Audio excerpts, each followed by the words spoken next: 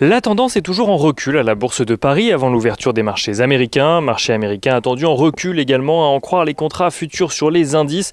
Pour rappel, hier, les principaux indices américains clôturaient dans le rouge sur fond de prise de bénéfices après les records de vendredi. Le Dow Jones perdait 0,36% à 34 077 points. Le S&P 500 perdait 0,53% à 4 163 points, tandis que le Nasdaq Composite perdait lui 0,98%, soit près de 1% à 13 914 points.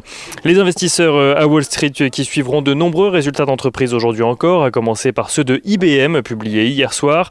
IBM qui dépasse les attentes en annonçant une croissance de 1% de ses ventes à 17,7 milliards de dollars, soit plus que les 17,3 milliards anticipés.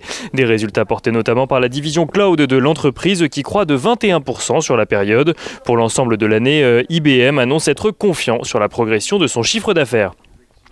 Le laboratoire Johnson & Johnson annonce de son côté des résultats trimestriels supérieurs aux attentes sur le premier trimestre 2021.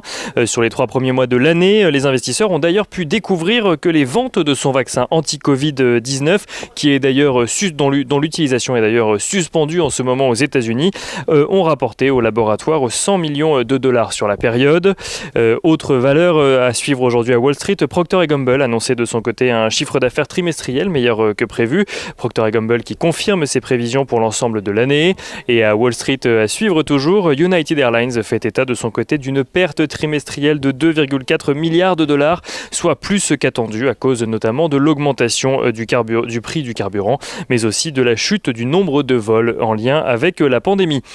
Et les investisseurs enfin qui suivront également le cours de Tesla aujourd'hui, alors qu'une voiture Tesla s'est écrasée contre un arbre samedi. Selon Elon Musk, le fondateur de l'entreprise, le pilote automatique n'était pas activé sur la voiture, contrairement à ce qui avait été dit précédemment.